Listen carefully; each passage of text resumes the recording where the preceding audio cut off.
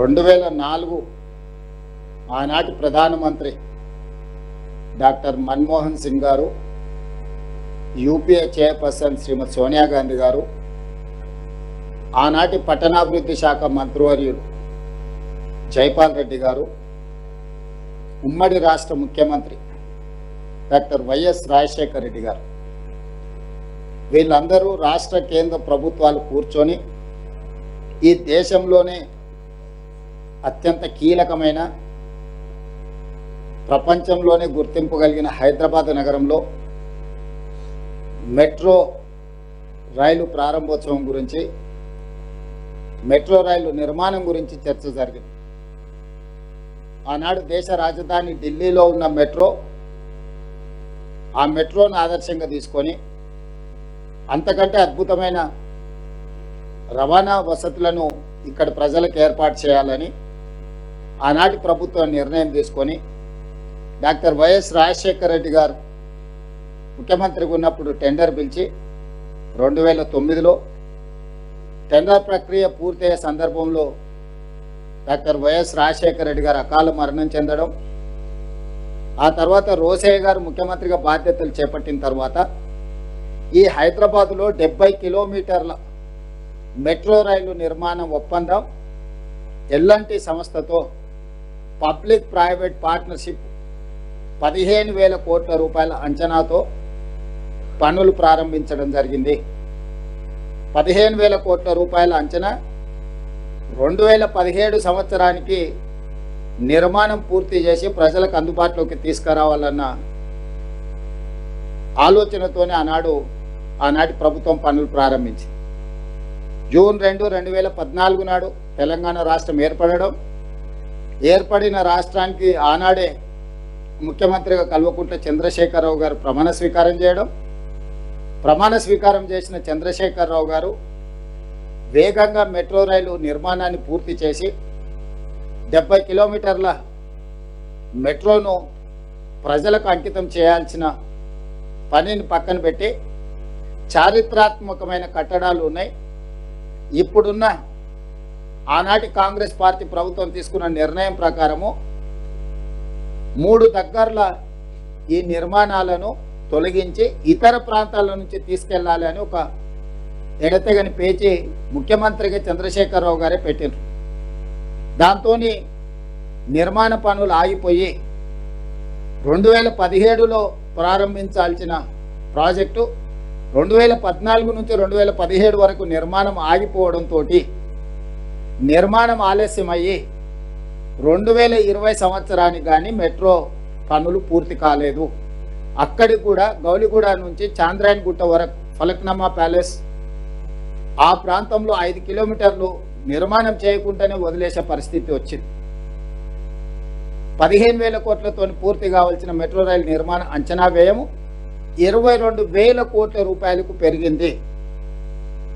దాంతో 3 సంవత్సరాలు ఆలస్యం కావడం, 7,000 కోట్ల రూపాయల అంచనాలు పెరగడం, అప్పటికే పెట్టుబడి పెట్టి బ్యాంకుల్లో రుణాలు తెచ్చుకున్న ఎల్ఎన్టీకి నష్టాలు లోను కావడం, 2020లో ప్రారంభమైన తర్వాత కోవిడ్ రావడం వల్ల ఇంకొక రకంగా వాళ్లకు నష్టాలు రావడం, వాటన్నిటిని కోలుకొని ముందుకు వెళ్లే క్రమంలో 10 సంవత్సరాలు మెట్రో రైలు విస్తరణ గురించే గత ప్రభుత్వం ఆలోచన చేయలే. వాళ్ళు ఆలోచన చేసింది కూడా ఎల్ఎన్టీతో ముందుకు వెళ్లకుండా గచ్చిబౌలి నుంచి ఔటర్ రింగ్ రోడ్డు ద్వారా అంతర్జాతీయ ఎయిర్పోర్టుకు వాళ్ళకి కావాల్సిన రియల్ ఎస్టేట్ సంస్థలకు ఆఖరి నిమిషంలో టెండర్లు పిలిచే ప్రయత్నం చేస్తారు. ఎక్కడైతే ప్రజలు ప్రయాణం చేయరో, ఎక్కడైతే అంతగా అవసరం లేదో ఆ ప్రాంతంలో నిర్మించాలని వాళ్ళ యొక్క ఆస్తులను పెంచుకోవడానికి మాత్రమే గత ప్రభుత్వం ప్రయత్నం చేసింది తప్ప నిజంగా ప్రజలకు అవసరం ఉన్న ప్రాంతాలలో మెట్రో విస్తరణ జరగలేదు. ఒకనాడు ఢిల్లీ మెట్రో మొదటి స్థానంలో ఉంటే హైదరాబాద్ మెట్రో 2వ స్థానంలో ఉండే దేశంలోనే. ఇతర నగరాలలో చిన్న చిన్న మెట్రోలు మాత్రమే నడుస్తుండే. ఈరోజు ఢిల్లీ మొదటి స్థానంలో అట్లనే ఉంది, హైదరాబాద్ నగరం 9వ స్థానానికి జారిపోయింది. ఇతర నగరాలు మనకంటే వేగంగా మెట్రో నిర్మించుకోవడము, మెట్రో రవాణా ప్రజలకు అందుబాటులో తీసుకురావడంతో మిగతా రాష్ట్రాలని మనల్ని దాటుకొని ముందుకు వెళ్ళిపోయినాయి. అందుకే ప్రజాపాలన ప్రభుత్వం చేపట్టిన వెంబడే మెట్రోను విస్తరించాలి, ప్రజలకి రవాణా సౌకర్యాలను మెరుగుపరచాలి, హైదరాబాదు నగరంలో అవుతున్న ట్రాఫిక్ జామ్లకు, ప్రజలకు ఇబ్బంది, పర్యావరణాన్ని, కాలుష్యాన్ని నియంత్రించడానికి ఈ మెట్రోను విస్తరించాలనే నిర్ణయానికి వచ్చి కేంద్ర ప్రభుత్వాన్ని రెండో ఫేజ్ని మాకు మీరు అనుమతి ఇవ్వండి, నిధులు ఇవ్వండి అని చెప్పి ప్రధానమంత్రి గారిని, అర్బన్ డెవలప్మెంట్ మినిస్టర్ను, రైల్వే మినిస్టర్ని, ఫినాన్స్ మినిస్టర్ని చాలా సందర్భాలలో నేను కలిసి విజ్ఞప్తి చేయడం జరిగింది. చివరికి మా ఒత్తిడి తట్టుకోలేక పట్టణాభివృద్ధి శాఖ మంత్రి ఖట్టర్ గారు మీరు ఎల్ఎన్టీని ఒప్పించి ఫేజ్ 2లో వాళ్ళని భాగస్వాములుగా చేయండి, అప్పుడు రెండో ఫేజ్కి మేము అనుమతులు ఇస్తామని చెప్పి వాళ్ళు కండిషన్ పెట్టడం జరిగింది. అప్పుడు మేము ఎల్ఎన్టీని సంప్రదించినాం. ఫేజ్ 1 పబ్లిక్ ప్రైవేట్ పార్ట్నర్షిప్లో 70 కిలోమీటర్లు మీ ఆధ్వర్యంలోనే నడుస్తుంది కాబట్టి ఫేజ్ 2 మెట్రో విస్తరణ 122 కిలోమీటర్లు విస్తరించాలని మేము నిర్ణయం తీసుకున్నాం. తద్వారా ఈరోజు 5 లక్షల మంది ప్రయాణికులు ఏదైతే ఇప్పుడు ఉన్న దాంట్లో ప్రయాణం చేస్తున్నారో అదనంగా ఇంకొక 6 లక్షల మంది ప్రయాణం చేయడం ద్వారా ఈ ప్రాజెక్టు ఫీజిబిలిటీ, వైబిలిటీ పెరుగుతుంది, నష్టాలలో ఉన్న మెట్రో లాభాలుగా మారుతుంది. మీరు ఇందులో భాగస్వాములు కాండి అని ఎల్ఎన్టీని కేంద్ర ప్రభుత్వం పెట్టిన నిబంధన ప్రకారం మేము అడిగినాం. ఎల్ఎన్టీ సంస్థ తిరస్కరించింది. మేము ఇందులో భాగస్వాములము కాము. మేము 2009లో చేసిన ఒప్పందం ప్రకారం 15,000 కోట్ల రూపాయలతోని 2017 లోపల నిర్మాణం పూర్తి చేసి ఉంటే మేము లాభాలలో ఉండేవాళ్ళము. గత ప్రభుత్వం 3 సంవత్సరాలను పనులను స్తంభింపచేయడం వల్ల 7,000 కోట్ల రూపాయల నష్టం వచ్చి ఈరోజు మాకు ప్రయాణికుల నుంచి సంవత్సరానికి 1,100 కోట్ల రూపాయలు వసూలైతే 450 నుంచి 500 కోట్ల రూపాయలు ఈ మెట్రో నిర్వహణకు, జీతభత్యాలు, నిర్వహణ కోసమే ఖర్చు అవుతున్నాయి. మాకు ఇంకొక 500 కోట్ల రూపాయలు మిగులుతున్నాయి. కానీ మేము తెచ్చిన అప్పులకు 13,600 కోట్ల రూపాయలు మేము తెచ్చిన అప్పులకు సంవత్సరానికి మేము 900 కోట్ల రూపాయలు కట్టాల్సి వస్తుంది. దాంతో మాకు ప్రతి సంవత్సరం మా సంస్థకు 350 నుంచి 400 కోట్ల రూపాయలు ఇప్పుడు నష్టాలలో ఉన్నాము. మేము సొంతంగా పెట్టిన ఈక్విటీ కూడా 22,000 కోట్ల రూపాయలు అప్పులు, నగదు 7,000 కోట్ల రూపాయలు నిర్వహణలో మొత్తం 30,000 కోట్ల రూపాయల ఆస్తిని మేము సృష్టించినాం. ఈరోజు మాకు ప్రతి సంవత్సరం 400 కోట్ల రూపాయల నష్టం వస్తుంది మెట్రో నిర్వహణ. కాబట్టి మేము ఫేజ్ 2 మాకున్న చేదు అనుభవాల దృష్ట్యా ఫేజ్ 2లో మేము భాగస్వాములం కాము అని స్పష్టంగా చెప్పింది. ఇదే అంశాన్ని కేంద్ర ప్రభుత్వానికి చెప్తే కేంద్ర ప్రభుత్వం ఇంకొక మెలిక పెట్టింది. కనీసం వాళ్ళని ఫేజ్ 2 విస్తరించుకోవడానికి, సీమ్లెస్గా ప్రయాణం చేయడానికి వాళ్ళతోని ఖచ్చితమైన ఒప్పందం తీసుకొని రండి, అప్పుడు మీకు ఫేజ్ 2కి మేము అనుమతులు ఇవ్వడానికి అవకాశం ఉంటుందని రెండోసారి తిరకాసు పెట్టారు. మళ్ళీ ఎల్ఎన్టీని సంప్రదించినాం.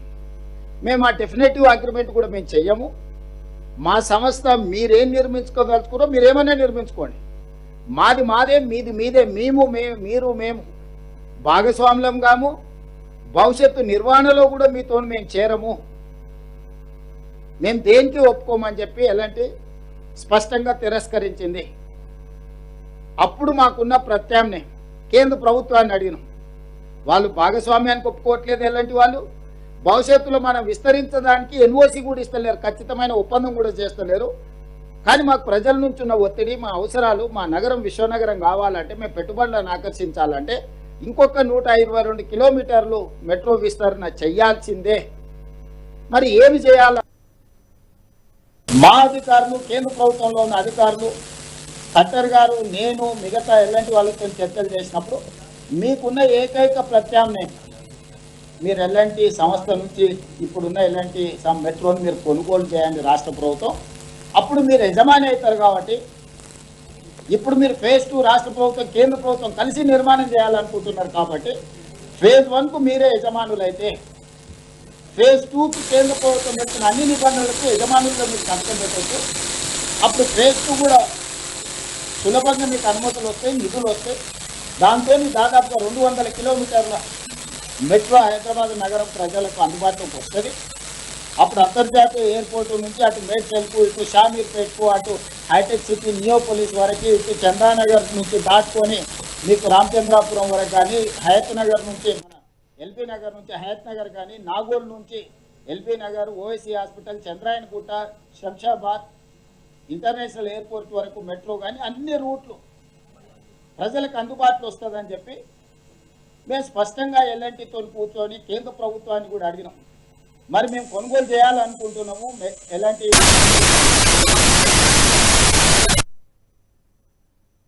అందులో భాగస్వామ్యం చేయండి అని అంటే కేంద్ర ప్రభుత్వానికి మేము లేఖ రాసినాం, మీరు ఎవరి పేరు ఇస్తారో ఇవ్వండి అని.